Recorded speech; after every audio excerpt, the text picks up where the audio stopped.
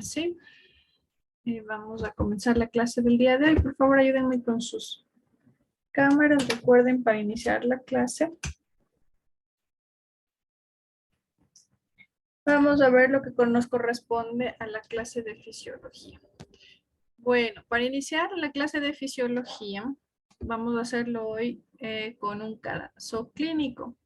¿Sí? Entonces, les voy a compartir el caso clínico. Van a tener alrededor de 30 minutos para revisar. Por favor, revisen términos que no conocen.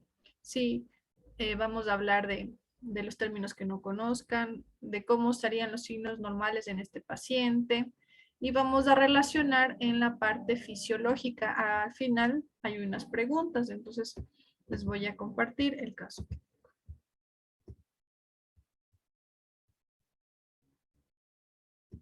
Sí lo ven, ¿no es cierto? Ya. Entonces, aquí tenemos el caso clínico del día de hoy.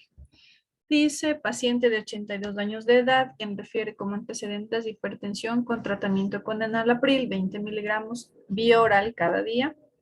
Diabetes mellitus con tratamiento con metformina, 850 miligramos vía oral cada 12 horas. Refiere que al momento presenta un dolor en tórax anterior izquierdo, ¿sí? Con un EVA de 10/10, es tipo opresivo que no mejora con ninguna posición, por lo que acude. Entonces ustedes al examen físico le evidencian sus signos vitales con una frecuencia cardíaca de 125 latidos por minuto, una tensión arterial de 80/50 y una frecuencia respiratoria de 12. A la auscultación usted escucha un soplo en foco aórtico. Perdón, aquí está mal escrito. Escucha un soplo en foco aórtico. Y las preguntas dicen, ¿cuál podría ser la causa del dolor torácico? ¿Por qué este paciente tiene taquicardia? ¿Cuál es la base fisiológica? Recuerden, ¿no es cierto? En fisiología ya estamos viendo por qué un paciente puede tener taquicardia, cómo varían las presiones, ¿no es cierto? De igual manera, fíjense, por favor, en lo que corresponde a la presión de este paciente que habla de 80/50. Revisen estos términos. ¿Por qué este paciente tiene taquicardia? ¿Cuál es la base fisiológica? Y la tercera dice, explique la excitación cardíaca en un caso normal y si estuviera afectado el músculo cardíaco, cómo esta varía. ¿Sí? Entonces, van a revisar, a volver a tener ahí, les voy a dejar este caso clínico, 30 minutos y van a revisarlo en cuanto a términos, si usted no sabe qué es hipertensión arterial, si usted no sabe qué es el enalapril, si usted no sabe qué es la diabetes mellitus, bueno, y algunas cosas que no se pueden saber. Si usted no sabe qué es la metformina, vamos a resolver estas preguntas y posteriormente a eso vamos a desarrollar la clase. Va a ser participativo para todos, ¿sí? Lo vamos a hacer así el día de hoy. No sé si tienen alguna pregunta.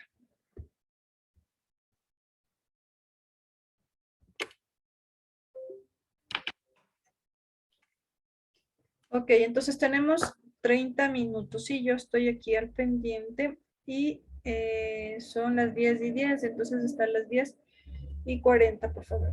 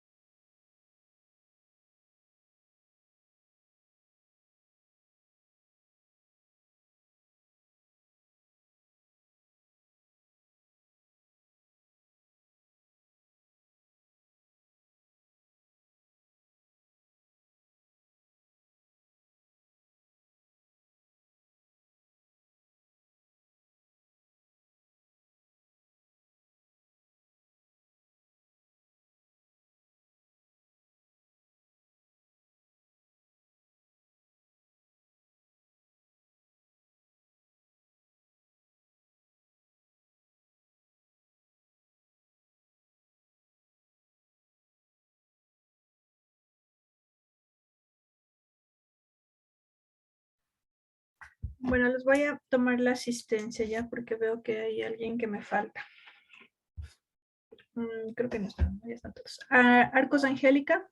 Presente, doctora, buenos días. Gracias, buenos días. Ana Belén Barzallo. Presente, doctora, buenos días. Buen día. Carlos Cadme. Presente, buenos días. Eli Gallo. Presente, Doc, buenos días. Buen día. Ivette Cristina Chacha. Presente, Doc, buenos días. Buen día. Nayeli Chicaiza. Buenos días, Doc, presente. Buen día. Cintia Chicaiza. Buenos días, Doc, presente. Buenos días. Emily Córdoba. Buenos días, Doc, presente. Buenos días. Diana Fierro. Presente, Doc, buenos días. Buenos días. Erika Gavilanes. Presente, Doc, buenos días. Buen día. Johan Guamaní. Presente, Doc, buenos días. Michelle Guevara. Ya, no está definitivamente. Emilia Aro. Buenos días, Doc, presente. Buen día. Cristina Yapa. Buenos días, Doc, presente. Buenos días. Selene Intriago. Buenos días, Doc, presente. Buen día. Cristian Yumitasi. Presente, buenos días. Buen día. Mabel Martínez. Presente, Doc, buenos días. Buenos días. Elisa Mayorga. Presente, Doc, buenos días. Buen día. Jefferson Pérez. Buen día, Doc, presente. Buen día. Oliver Pilataxi. Buenos días, doctora, presente. Buenos días. Pilco Sebastián. Presente, Doc, buenos. Buenos días. Pozo Fernando. Buenos días, doctora, presente. Buenos días. Kinga Luisa Bryan. Buenos días, doctora, presente. Buen día. Quispe John. Rodríguez Joel. Buenos días, Doc, presente. Buen día. Sánchez Evelyn.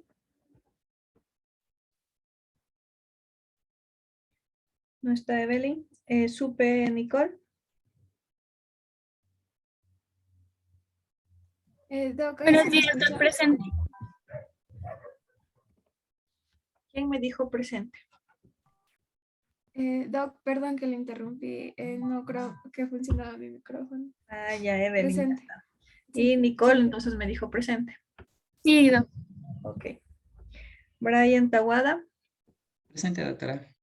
Buen día, buenos días. Gracias. Elena Tuapanta. Presente, Doc, buenos días. Buen día. Jenny Vaca. Presente, Doc, buenos días. Buen día. Lady Villena. Presente, Doc, buenos días. Buen día. Y David Yumbay. Presente, Doc, buenos días. Y Andrés Núñez. Presente, Doc, buenos días.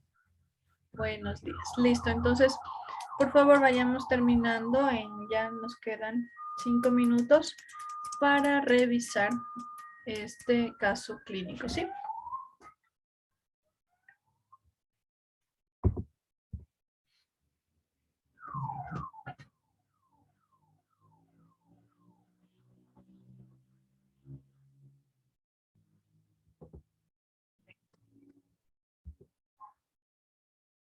Estimados padres de familia, los sigo esperando, tengan la bondad de acercarse.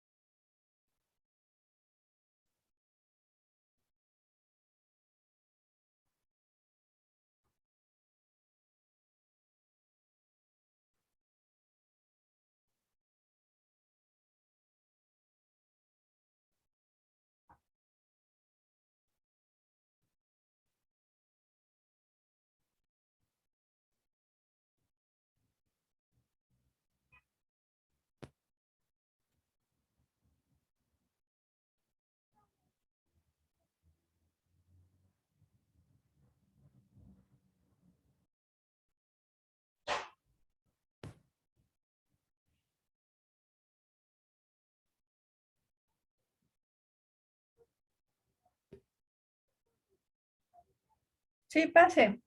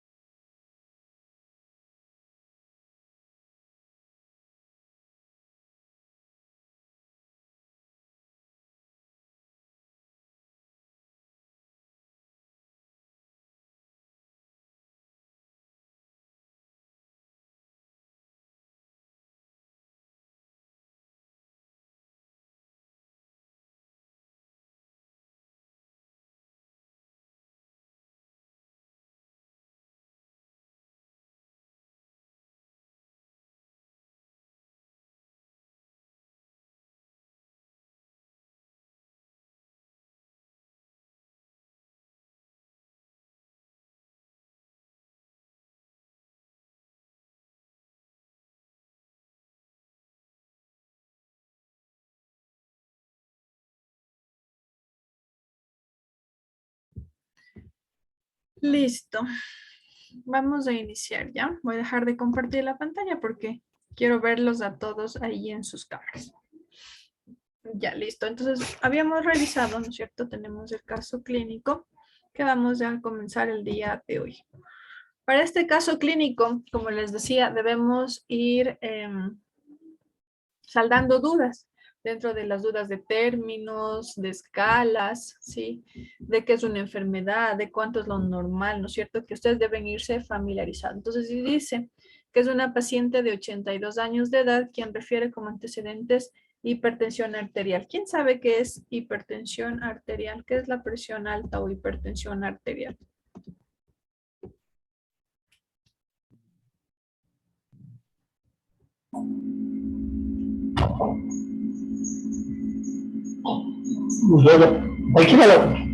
A ver, gracias, Carlos. Ya, la hipertensión arterial es el levantamiento de los valores de la presión arterial. Se puede decir sobre los valores normales, por ejemplo, si está mal, claro que hay hipertensión arterial, valores en la grasa. Bueno, no sé si fue mi internet o es su micrófono, al parecer, creo, Carlos, que no se le escucha muy bien, no se le entiende. Una gestión arterial. Esta hipertensión arterial sí es por la elevación sobre los valores normales de la presión arterial. ¿Ahí? ¿Me escucha? No, ahora se escucha un Nada. pitido. Nos va a romper los ¿Sí? tímpanos. Ah, ok. A ver, hasta que Carlos arregle su micrófono, vamos con Andrés. Lo que más o menos yo consulté y lo que entendí es que esta es, básicamente es una enfermedad crónica y también como que este se daba por el incremento continuo de las cifras de la presión sanguínea en las arterias. Entonces, esto también tiene unas causas. Muchos de los factores pueden ser como por ejemplo el agua y la sal que nosotros consumimos o tenemos en el cuerpo o el estado de nuestros riñones. Y también puede ser por algunas, o como quien dice, los niveles hormonales. También leí o tengo notado aquí que tiene las personas como que más propensas a sufrir esto son los afroamericanos, los obesos, las personas que estén ansiosas o estresadas, las que tomen demasiado alcohol, los que fumen, las personas que tienen diabetes y que consumen demasiada sal. Eso. Ya, listo. Entonces, ya vimos, ¿no es cierto? Dentro de las causas que nos acaba de comentar Andrés, hay varias que nos van a permitir tener una razón de por qué es la presión alta. Entonces, la hipertensión, como ya habíamos visto ahora en fisiología, ¿no es cierto?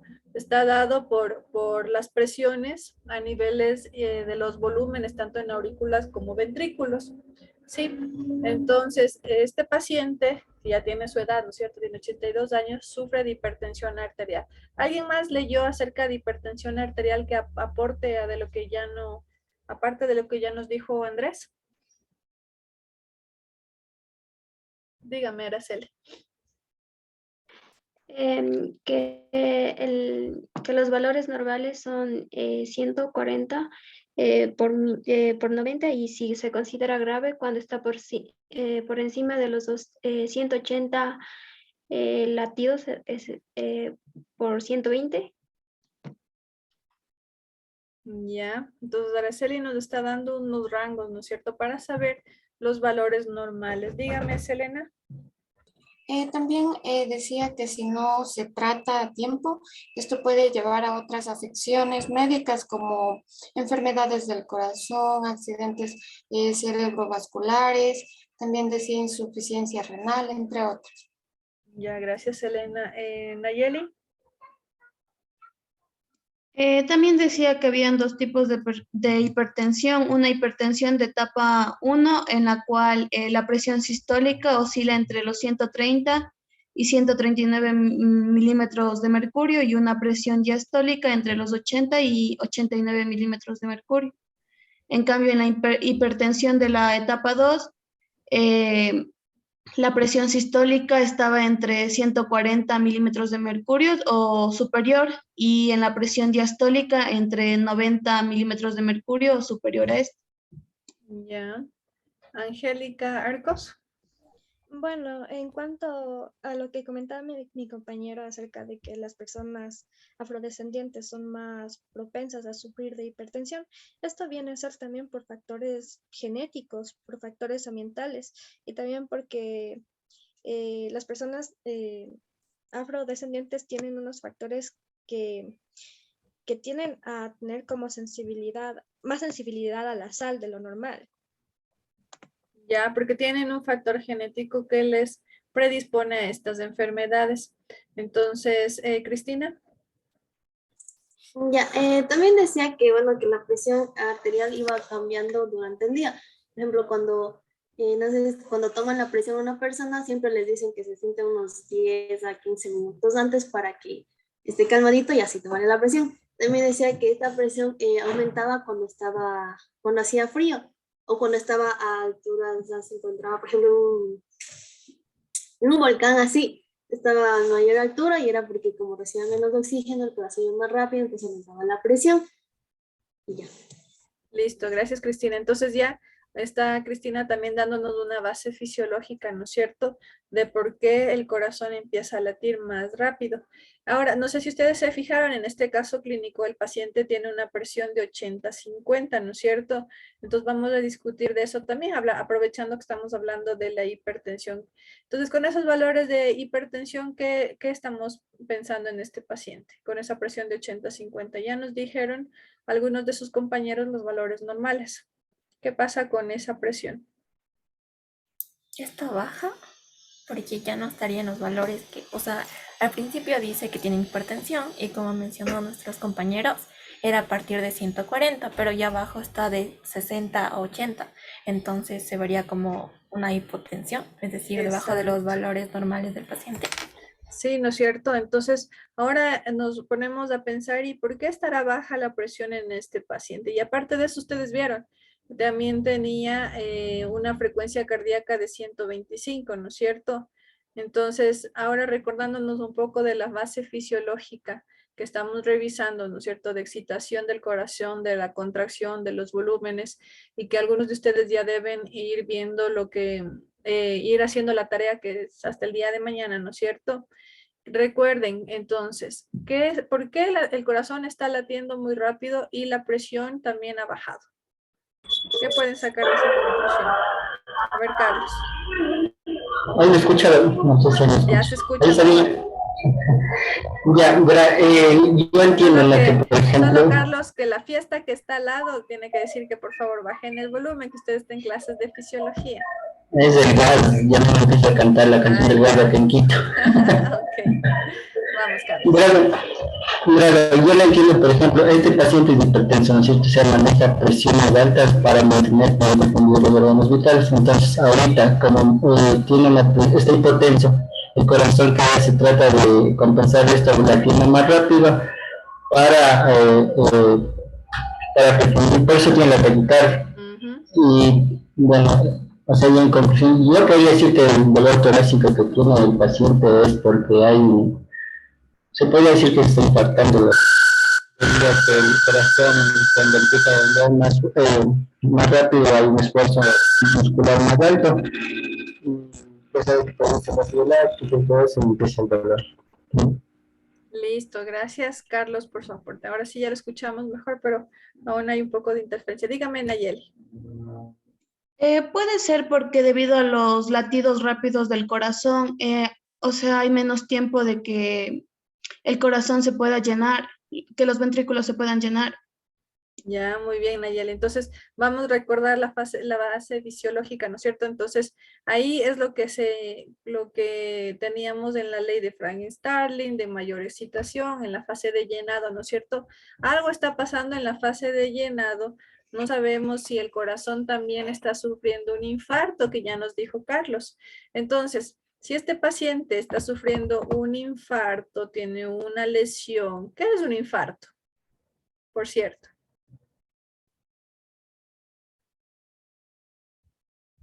Porque hemos escuchado ese término, ¿no es cierto? Todavía no sé si ustedes han tenido un familiar que está con un dolor del pecho, el típico dolor de pecho del lado izquierdo. Entonces el médico sale y dice, puede ser que se esté infartando, le vamos a hacer un electrocardiograma. ¿Qué es un infarto? Porque ahí vamos a entender la base de por qué el corazón está así, de por qué la presión está baja, de por qué la frecuencia cardíaca está alta. Vamos a Ana Barzallo. Es cuando se bloquea el flujo de sangre hacia el corazón. Ya, eso es un infarto, ¿no es cierto? Entonces ustedes se acuerdan que el corazón tiene unas arterias, tiene unas venas, y yo la clase anterior también les dije que tenía nervios, ¿no es cierto? Ya, entonces, ¿qué pasa ahí? Se podría deber porque, bueno, como un infarto es cuando no llega sangre al corazón, entonces el corazón estaría asimilando que está perdiendo sangre. Entonces, por eso se puede dar una estimulación simpática del corazón, en donde este va a asimilar que está perdiendo sangre y por ende va a aumentar esta estimulación parasimpática que era de los nervios vagos, en donde se producía más rápido los latidos. A ver, vamos otra vez, Elena. ¿Simpático o parasimpático? ¿Qué era el sistema simpático? ¿Qué función hacía? Este era el que permitía la conducción cardíaca para activar a los nódulos sinoauriculares. Y aparte de eso, ¿qué hace? ¿Hace que el corazón lata muy rápido o se quede con bradicardia, tranquilo? No, sería en este caso que lata más rápido. Ya. Entonces probablemente se estimula, ¿no es cierto?, el sistema simpático del corazón. Lo que hace es envía que las fibras nerviosas empiecen a contraerse más pronto para aparentemente suplir la falta de oxígeno. ¿Por qué siente falta de oxígeno el corazón? Porque ustedes recuerden, la circulación, ¿no es cierto?, la sangre lleva oxígeno. Ya vimos también lo de la sangre, ¿sí? Entonces recuerden, ¿no es cierto?, el corazón lo que está diciendo es, me falta oxígeno, algo le está pasando a él. Entonces empieza a latir más rápido. ¿Por qué se obstruye? ¿Qué es lo que se obstruye? Ya nos dijo Ana que el infarto es una obstrucción, pero ¿una obstrucción en dónde? En las arterias coronarias. Muy bien, Emilia. Entonces, ¿no es cierto? Recuerden que en el momento que habíamos visto anatomía, una de las arterias se taponó y probablemente eso es lo que le está causando la falta de oxígeno de una de las arterias coronarias. Y si una de las arterias se taponó, ¿qué pasa? No llega el suficiente oxígeno. Llega el flujo de sangre. Ya, entonces no hay flujo y de ahí, ¿qué más pasa? Si no hay flujo, si no me llega flujo al cerebro, ¿qué me pasa? Si no me llega El flujo tejido a se los puede riñones, necrosar. Se mueren. exacto. Entonces el tejido se está muriendo. ¿Y qué tejido se está muriendo? El tejido cardíaco. Ya. Entonces ya estamos asociándonos, ¿no es cierto?, a algunos términos. El paciente probablemente tenía hipertensión, ¿no es cierto?, un aumento de la presión en sus arterias, en sus venas. Por eso él dice que tomaba el medicamento, que ya vamos a ver qué era ese medicamento. Pero esa presión lo que pudo haber causado es que haya sido tanta la presión y se haya obstruido una de las arterias con, no sé, se puede saber, como nos dijo Andrés, múltiples factores para la presión alta. Que fumaba, que él tenía el colesterol alto, aparte de eso tiene diabetes, ¿no es cierto? Entonces se tapona con algún coágulo y el tejido cardíaco se empieza a morir. Y ahí volvemos nuevamente a recordar lo que ya vimos, que estamos diciendo que se daña el tejido, ¿no es cierto? Se daña el tejido del corazón y la conducción cardíaca.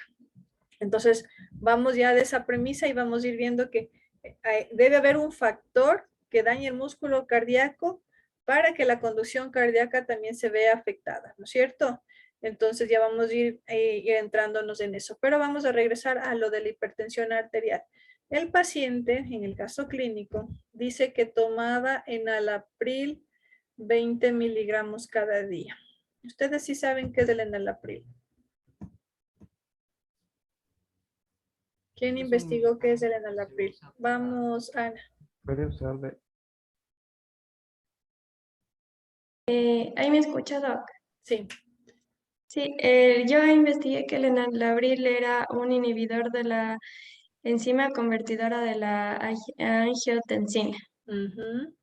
Entonces, la angiotensina era la que hace que los vasos tengan la capacidad de vasoconstrictora. Entonces, esta inhibe esta enzima y evita que los vasos tengan esta capacidad vasoconstrictora. Es decir, que pasa más flujo de sangre. Ya, muchas gracias, Cristina.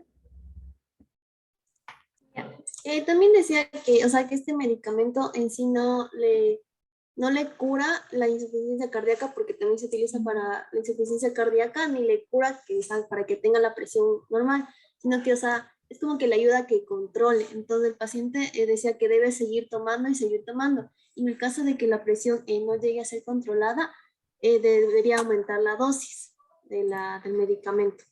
Ya, lo que nos está diciendo Cristina es una propiedad bastante importante de este medicamento. El enalapril es un cardioprotector, ¿sí? Entonces, si a pesar de que tiene la presión alta, él está tomando este medicamento, le va a ayudar a su corazón. Se ha visto en estudios que su corazón se va a ver beneficiado por el enalapril y también el riñón, ¿sí? Entonces, tiene esta peculiaridad. Y como bien nos dijo Ana, es un inhibidor de la enzima convertidora de angiotensina. Entonces ahora cuando ustedes revisemos, o no sé si revisen en bioquímica la parte de se convierte la angiotensina 1 en angiotensina 2, bueno, eso ya lo verán. Entonces esta es un inhibidor de esta enzima. Lo que hace es que la presión no sea mayor, ¿no es cierto? Hace que se dilaten las arterias, bueno, ya van a ver si en riñón, en una arteria diferente, se va a dilatar y se va a controlar de tal manera la presión arterial. Entonces ya tenemos el concepto del enalapril. Aparte de eso dice que tiene diabetes mellitus con tratamiento con metformina. ¿Qué podemos decir con respecto a ello? ¿Qué es la diabetes mellitus? Vamos, Cristina y Yapa. Bueno, Doc, la diabetes mellitus básicamente se basa en es producido principalmente porque el cuerpo no produce la suficiente cantidad de insulina para regular este proceso. Entonces, al existe, como decir, altas cantidades de azúcar. Entonces, esto produce que se taponen los receptores de insulina, a lo cual al recibir esta información, va a encargarse de secretar más insulina y por lo tanto estos va a ser con el propósito de querer tapón. Entonces el páncreas, al estar sometido a estas fuerzas para realizar este proceso, va a producir que se dañe, lo que causa que insulina y por lo tanto que la glucosa sea excesiva en la sangre, porque no puede controlarse, no puede regularse.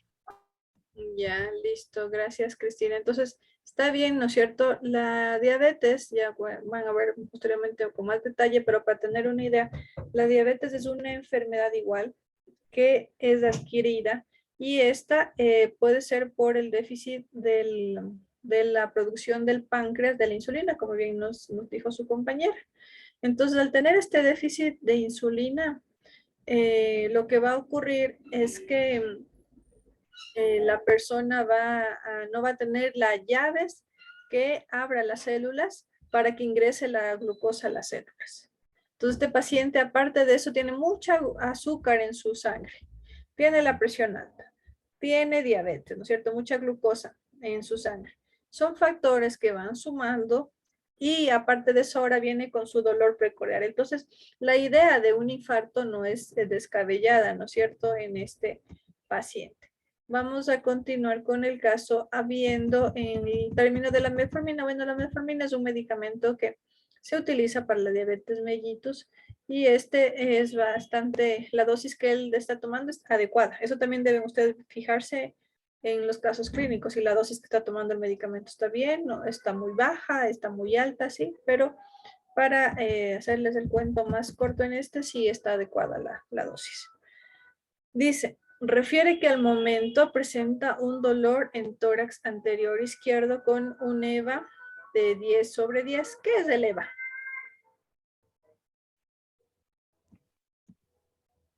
Vamos con Nicole. Todo que eleva es la escala de dolor. Y hay diferentes niveles, en este caso un 10 sería un dolor muy agudo. Ya. Selena. Sí, Doc, decía que el EVA era la escala de dolor y que en este caso iba desde un rango, no tenía un rango, entonces el mínimo era un dolor poco, un dolor débil y en este caso que iba de 0 a 10, el 10 sería un dolor intenso opresivo. Ya, Cristina. Ya, igual como mencionaron, es una escala que se toma en cuenta del 0 al 10. Se considera leve cuando los de 0 a 2, moderada cuando tiene intervalos de 3 a 7 y en este caso intensa de 8 a 10. Como ya se mencionó, el paciente tiene 10 de 10, entonces es un dolor. Listo, entonces, ¿no es cierto? Lo que hemos visto con la escala de EVA nos va a permitir que, por así decirlo, estadificar el dolor, decir cuánto le duele a este paciente. ¿Sí? Entonces, cuando uno hace las historias clínicas, no podemos poner, le duele muy fuerte o muy fuerte. No, se utiliza esta escala de EVA que nos va a permitir a nosotros colocarlo y establecer en una escala del dolor. Ahora, ustedes recuerden que el dolor es subjetivo, ¿no es cierto? Entonces, él es el que percibe el dolor.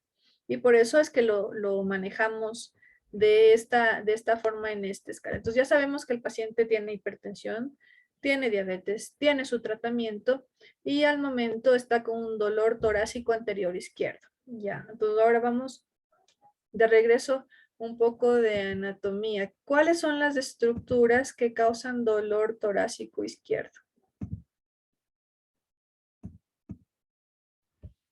Tenemos el corazón. ¿Qué más hay en tórax? Pulmones.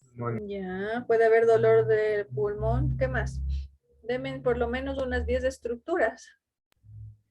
También puede causar dolores por el esófago. Puede ser un dolor esofágico. ¿Qué más?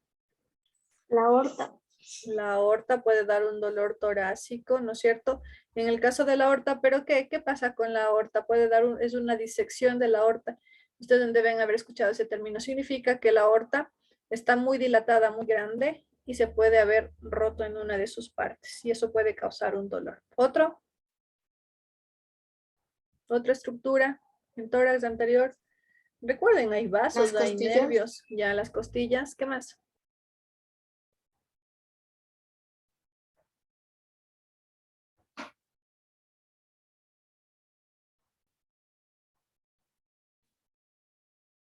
O sea que a los señores, al señor no le puede doler el diafragma, ¿no es cierto? ¿Qué más? Dígame, no sé, dígame. Puede haber un poco de dolor referido a nivel de su hígado, pero del hígado un poco menos alejado, porque tenemos el hígado está del lado derecho, ¿no es cierto? Que está más del lado izquierdo. El vaso también. No, a ver. El vaso y qué más.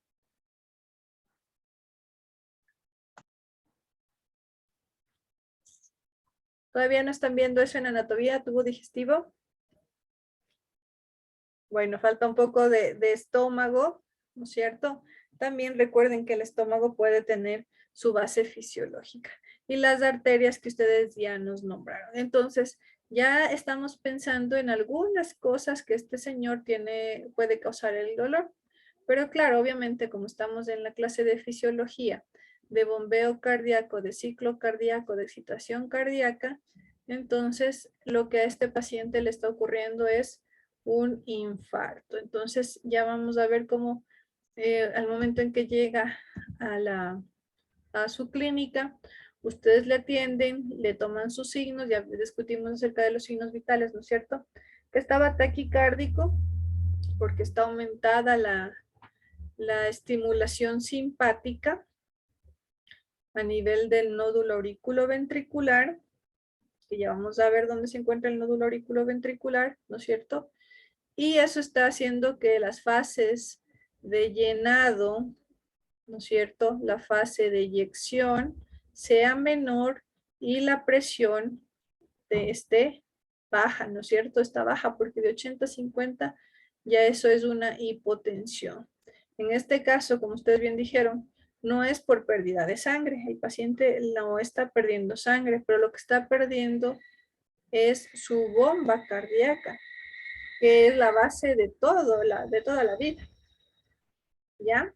Entonces, vamos, abajo dice, a la auscultación usted escucha un soplo en foco aórtico. Ya yo les pasé acerca de los focos de auscultación. ¿Dónde? Alguien que me explique los focos de auscultación. Vamos, Kelly Cayo. Ya, principalmente existen los 4 focos de auscultación: el foco aórtico, el tricuspidio, el pulmonar y el foco mitral, e incluso se puede añadir el foco aórtico accesorio.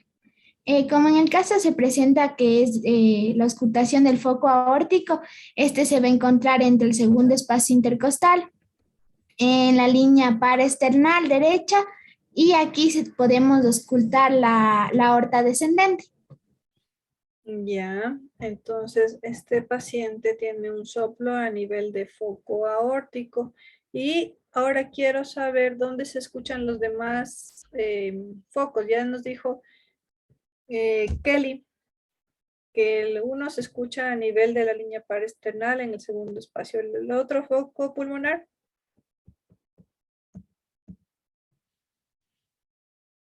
Cristina. Ya, a ver, decía que el foco pulmonar se escuchaba en el segundo espacio intercostal, iba a la misma altura que el foco aórtico. Y bueno, también en la línea literal es el otro lado del foco aórtico, el foco pulmonar. Bueno, ya dicen toda la línea paraesternal izquierda, el aórtico en la derecha, ahí es donde se escucha mejor el foco pulmonar. Ya. De ahí, ¿explico otro foco? Sí, si es que puede, ya. Muchas gracias. Ya, de ahí teníamos el foco aórtico accesorio, el cual se encontraba, diríamos, en el tercer espacio intercostal, debajo del foco pulmonar. De ahí debajo de este tenemos el foco tricuspidio, el cual se encuentra ya más cerca del apéndice cifoides del esternón, en la parte paraesternal izquierda, en la parte de bajito. Ya. Y tenemos por último el foco mitral o apexiano, el cual es el más lejano, se encuentra en el espacio intercostal, en el quinto espacio intercostal, en la parte más de abajo. De la línea medio clavicular. Recuerden, ¿no es cierto? Cuando queremos tirar una línea, partimos de lo que corresponde a las clavículas y tenemos una línea medio clavicular. La línea medio clavicular recorre también lo que corresponde a la zona del pezón. Entonces, va en ese recto hasta abajo, ¿no es cierto? Hasta dividir también cavidad abdominal. Entonces, ya sabemos que tenemos estos focos de auscultación. En el caso de nuestro paciente, era a nivel de foco aórtico, ¿no es cierto? Sí. En foco aórtico, que de igual manera, línea paresternal. ¿Dónde está la línea paresternal? Como su nombre lo indica. ¿Cómo ustedes para dividir? A ver, vamos, Cristina. Línea paresternal, que está al lado del esternón. Exacto, ¿cierto? Entonces vamos a irnos paresternal derecha, paresternal izquierda. Entonces, para poder escuchar, auscultar estos ruidos que ya sabemos, el primer ruido y el segundo ruido que ya vamos a ver por qué se causan, ¿no es cierto? Aunque en esta no está con detalle por en qué ruidos se escuchan, pero ya vamos a volver a revisar para recordar en el foco aórtico, que se visualiza a nivel del segundo espacio intercostal.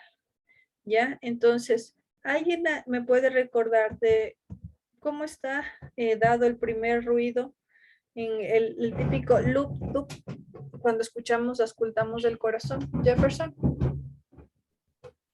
El primer ruido cardíaco, que es el loop, se va a dar con el cierre de las válvulas auriculoventriculares. Esto ocurre en la etapa de contracción isovolumétrica del ciclo cardíaco. Y el segundo ruido cardíaco se da por el cierre de las válvulas semilunares, que son la aórtica y la pulmonar, y esto ocurre durante la relajación isovolumétrica del ciclo cardíaco. Listo, gracias. ¿Alguien más?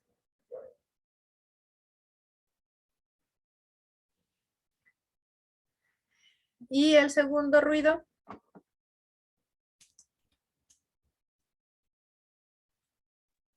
Se daba por el cierre de las válvulas semilunares. Ya. Entonces este lo vamos a escuchar por el cierre de las válvulas semilunares. Entonces ya ustedes ya deben recordar primer ruido, segundo ruido. ¿Por qué debemos saber esto? Porque ustedes vieron en el video, ¿no es cierto? Que pueden ocurrir soplos. ¿Por qué ocurrían los soplos?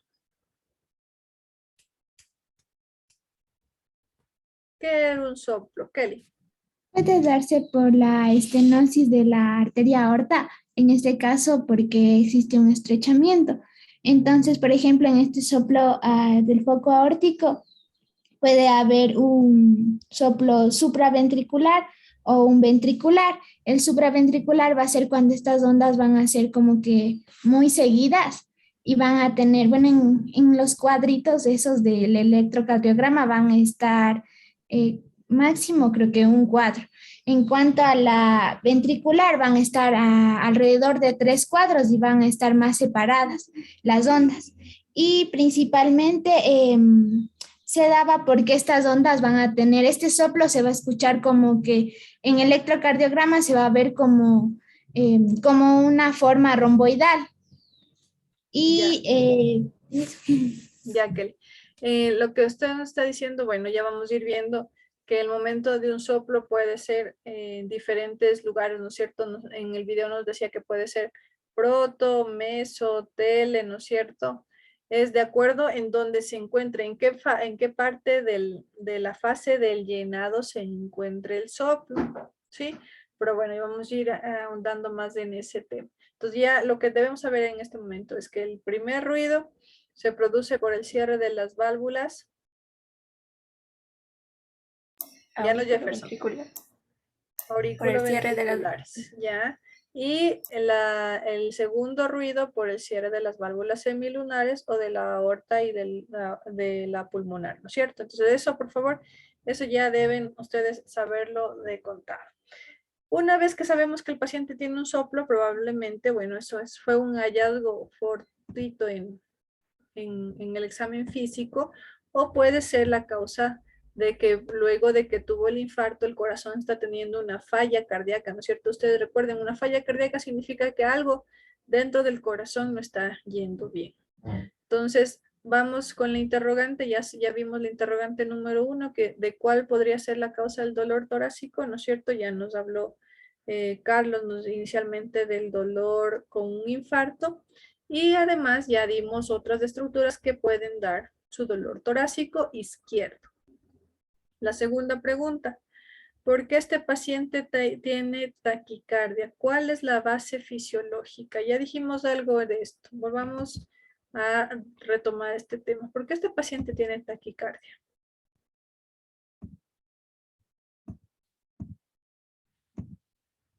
Porque se aumentaba la estimulación simpática, en la cual producía que el corazón lata de manera más rápida.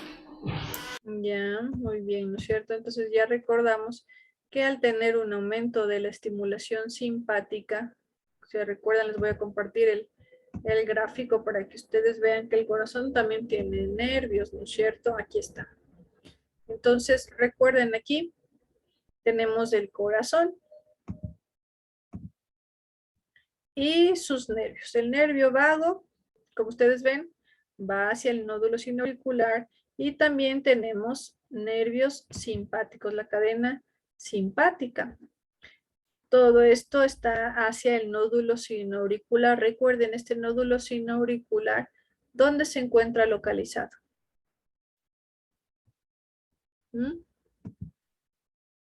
A nivel de la entrada de la vena cava superior. Ya, y si está en la vena cava superior, ¿en qué aurícula está?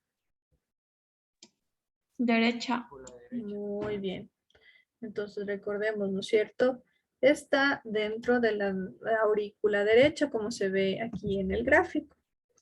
Y esta vena, este nódulo sinoauricular va a enviar sus señales, su excitación hacia el nódulo auriculoventricular, que ya vamos a ver.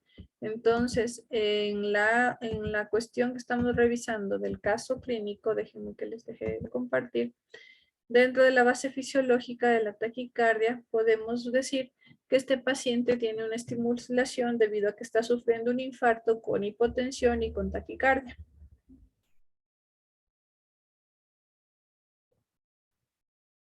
Ya. Y la última pregunta dice, explique la excitación cardíaca, cómo es un caso normal, y si este estuviera afectado el músculo cardíaco, cómo varía. Entonces, ¿alguien me explica cómo se da la excitación rítmica del corazón, por favor? Tiene que irse desde el nódulo sinoauricular y de ahí.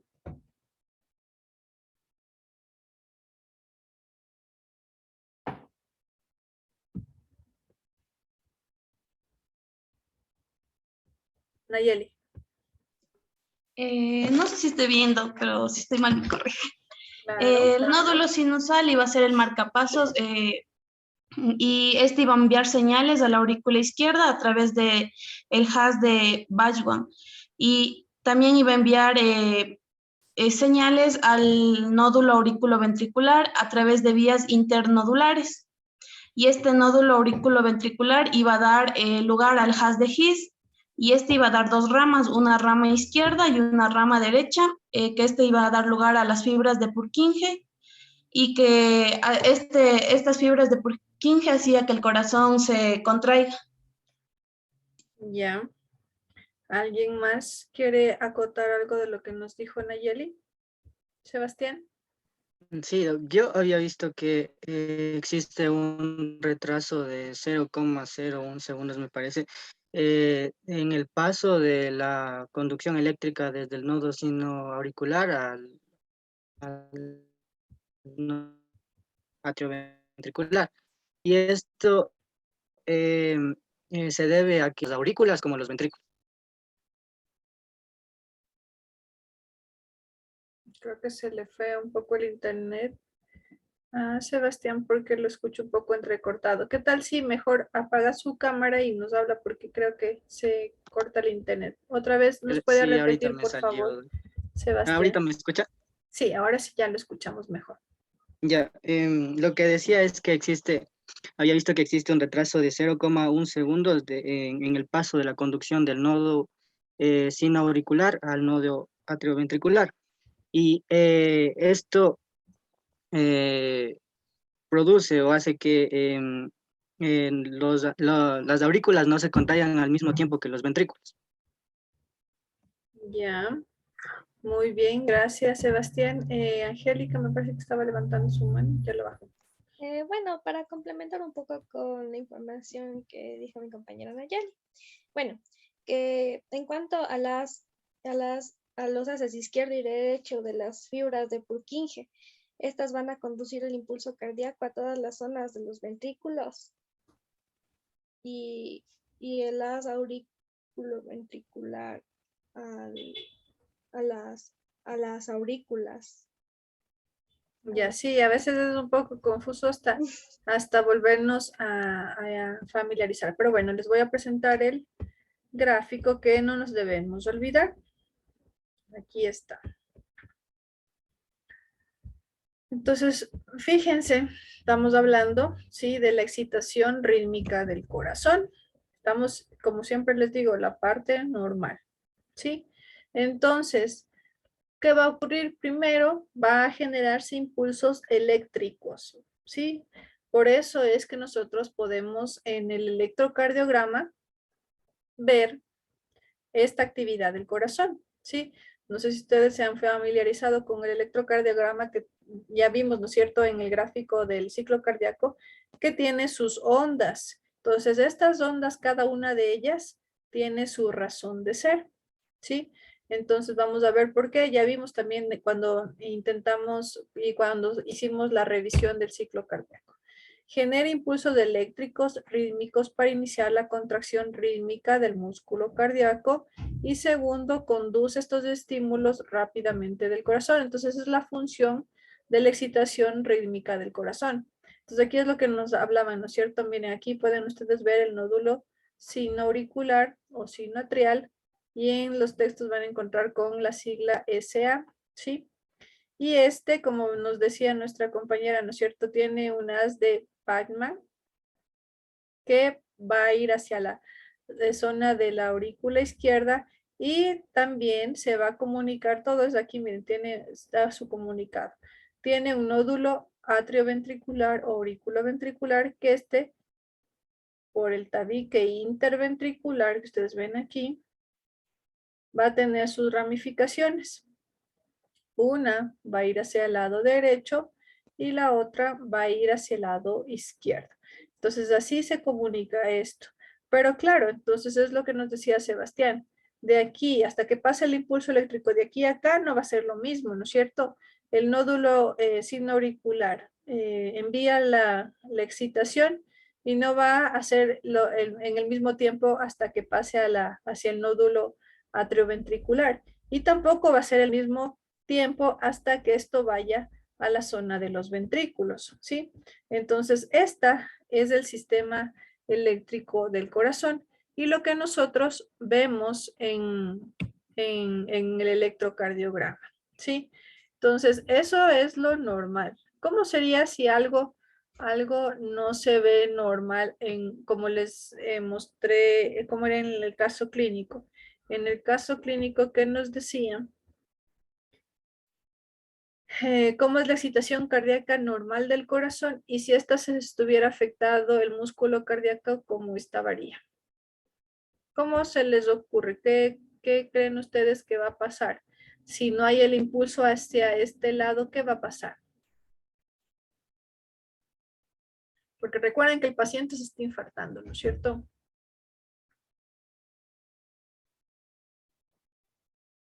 Doc, como decía que estaba teniendo un infarto y entonces va a sufrir necrosis el músculo cardíaco que se encuentra relacionado con la arteria con la arteria aorta.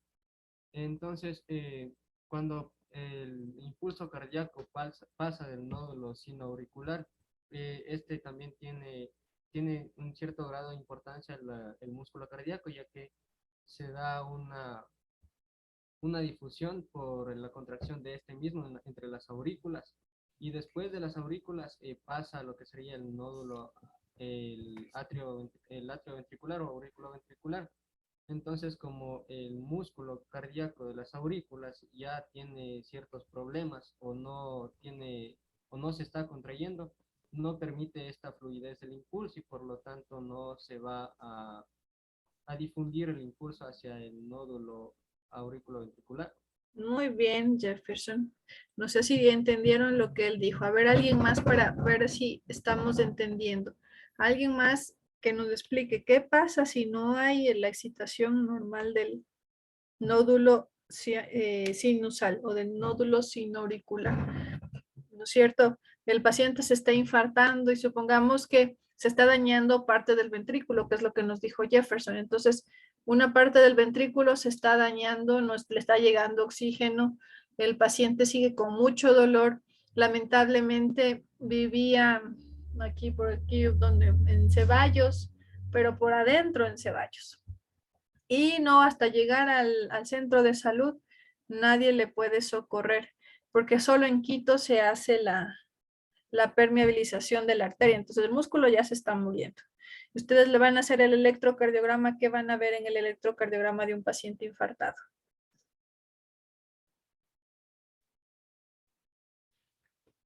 Porque ya les digo, ¿no es cierto? La conducción del corazón se ve en el sistema electrocardiográfico o en el electrocardiograma.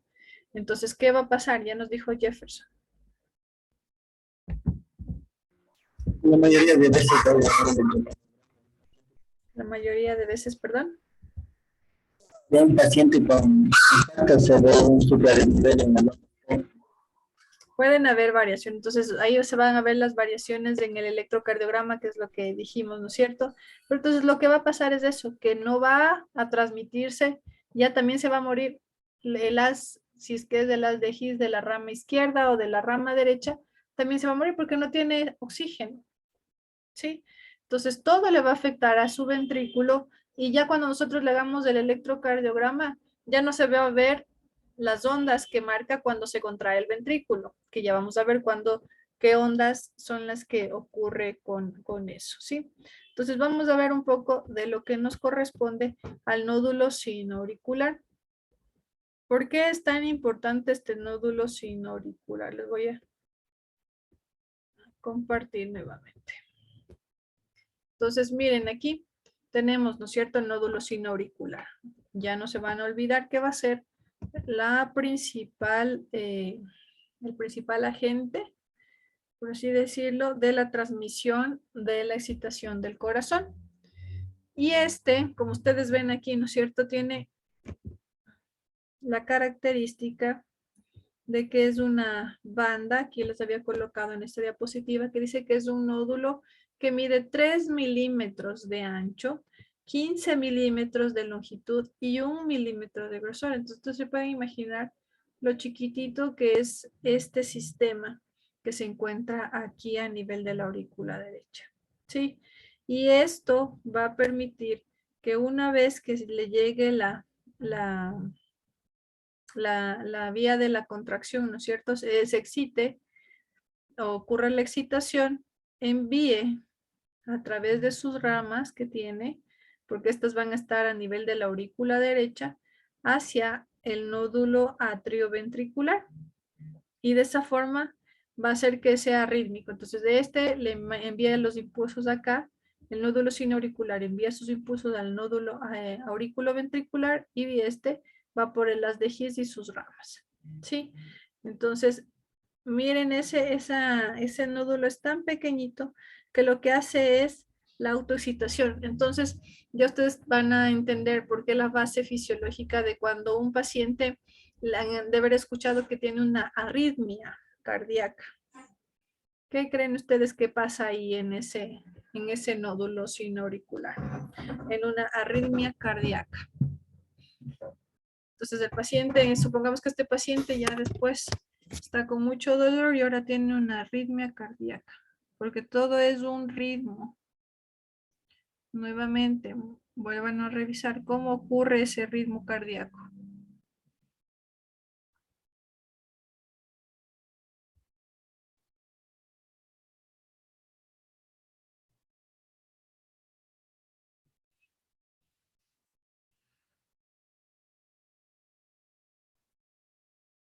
Todo es con un ritmo cardíaco. ¿Cómo era el ritmo cardíaco? Ya vimos.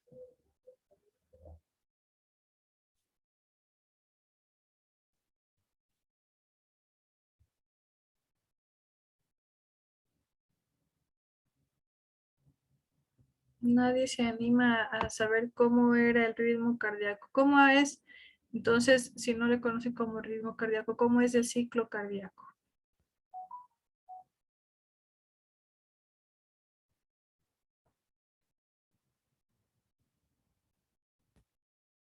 ¿Qué tiene que ocurrir primero? Si las aurículas se contraen y el nódulo auriculoventricular no hace su función, va a hacer cada uno una función distinta, ¿sí?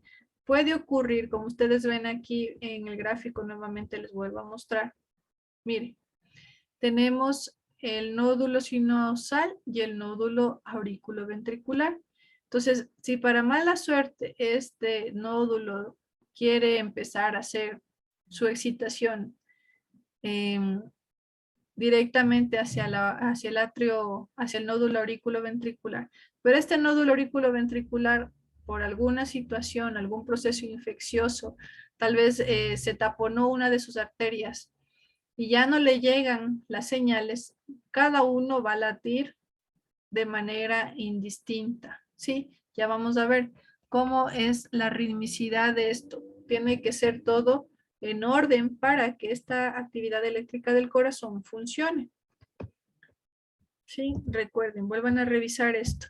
Entonces, ¿qué va a pasar? Miren, tenemos canales rápidos de sodio y canales, ¿no es cierto? Ya habíamos visto en lo que nos corresponde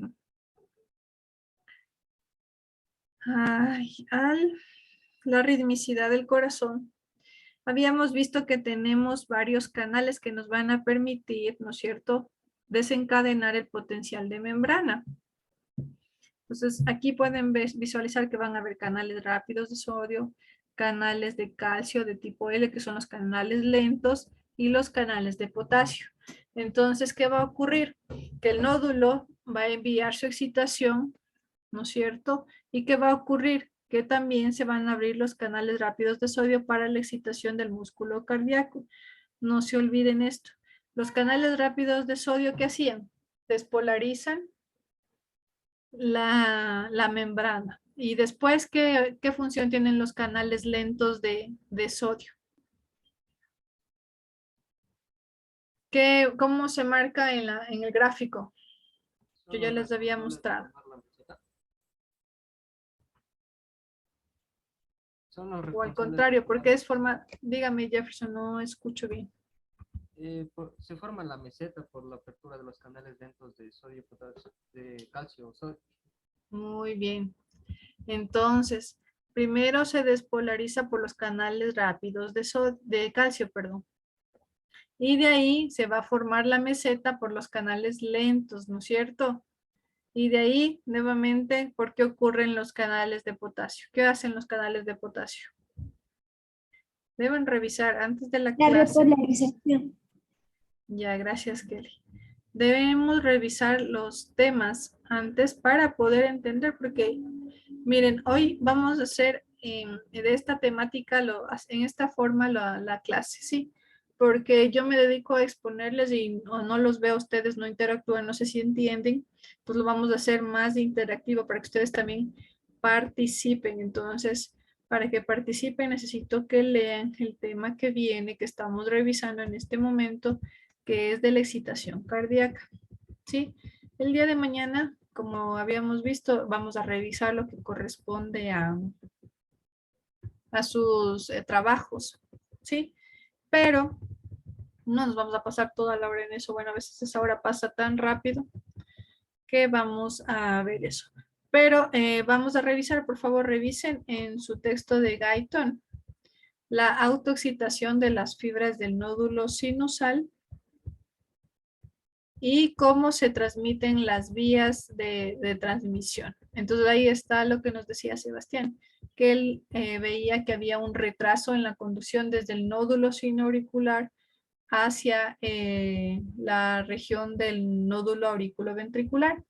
¿Tienen que saberse los segundos con los que hay el retraso? Sí, porque esto es la base para el electrocardiograma. Sí, entonces mañana vamos a hacer así las clases, no voy a hacer todo monótono, para que ustedes vengan el día de mañana leyendo, lean autoexcitación de las fibras del nódulo sinusal y cómo estas vías transmiten los impulsos. Entonces ahí en la parte de su libro hay un gráfico en el que dice dónde está el nódulo auriculoventricular, el nódulo sinusal y cómo el nódulo auriculoventricular recibe las señales, con cuántos segundos de retraso y cómo ocurre la conducción. ¿Y por qué? La conducción en algunas ocasiones es rápida y en algunas ocasiones es lenta. ¿Sí? Entonces, vamos igual a iniciar con un caso clínico para que ustedes vayan haciendo relación y se vayan familiarizando con esto. No sé si tienen alguna pregunta.